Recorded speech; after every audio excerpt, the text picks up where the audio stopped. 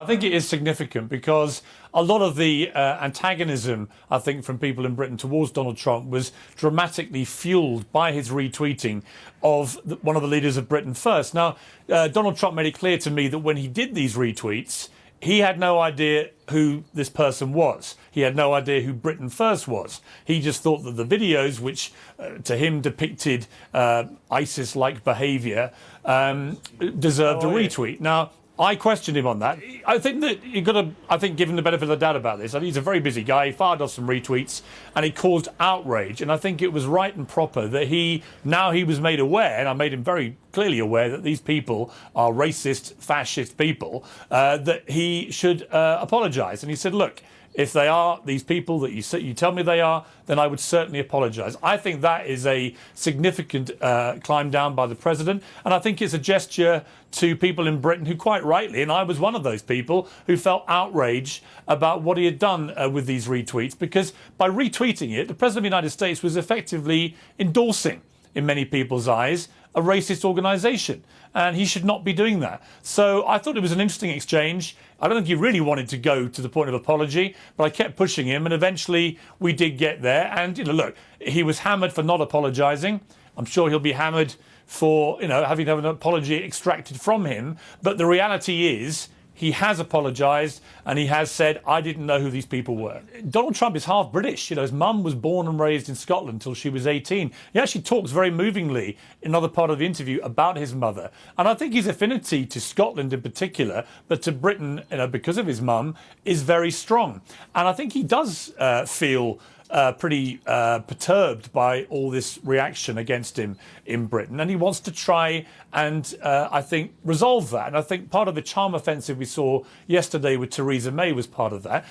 My argument has always been, Kate, on Good Morning Britain, when we've debated this stuff about Donald Trump, is we are going to need America like we've never needed them before after Brexit. We're coming out of the European Union. They are one of our biggest trading partners. And Donald Trump has made it crystal clear, both to Theresa May and then again to me in this interview, that he is looking to do a big new trade deal with our country. That is good for Britain. That is what we need. That is going to lead to jobs. That's going to lead to money into our economy. And I just feel that, we can have the world's biggest protest against him when he comes, as a lot of people in Britain would like to see, or we can ban him, as Jeremy Corbyn and Sadiq Khan would like us to do. But actually, why would we be doing that to cut off our own nose to spite our face? I think that we should, if you don't like him, hold your nose and accept he's the President of the United States. They're our number one ally. He's reinforced the special relationship this week.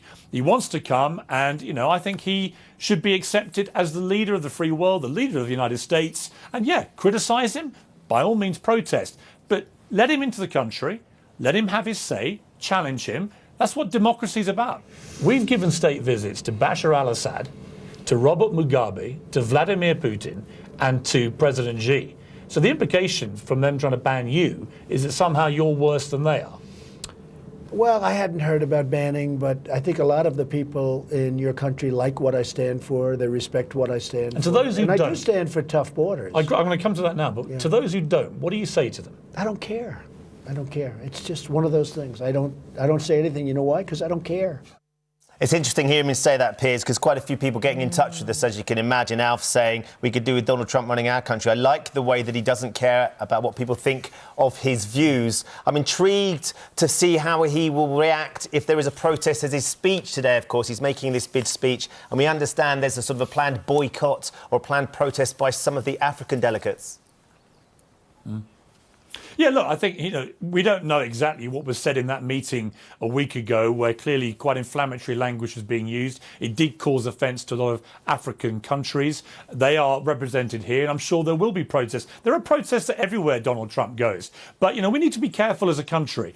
Emmanuel Macron, the president of France, he's been on a big charm offensive with Donald Trump, positioning France as the new special relationship. He's getting the first state visit to the White House and not us. And I think we need to be quite careful about how we handle America here. The front page of some of the papers in Britain today have more details about an impending threat from Russia, from Vladimir Putin. We're going to need Donald Trump if that threat ever actually comes to reality. If the Russians try to make a move on Britain, we're going to need the Americans like we've never needed them. He's just said, I will be there whenever you need us. You know, we've got to acknowledge, I think, that Donald Trump, for all his faults, and he has many, he's not an angel. He says a lot of inflammatory things, a lot of tweets which offend people. I get that. But he's also the leader of the United States, and we need them. It's very wide-ranging. We talk about everything from trophy hunting to Meghan Markle to Europe to ISIS, all sorts of stuff. You know, he called Brexit. In an interview with me on Good Morning Britain 3 months before Brexit, and we'll play the tape of this in the main interview on Sunday night, you know, he says, I think Britain is going to leave the European Union, and they're right to do so. So, you know, Trump's an interesting character, and I think when people watch the special, they'll get a better insight, really, into what he's really like. Because all we ever really see are sound bites, and often quite inflammatory ones. There is more to him than that.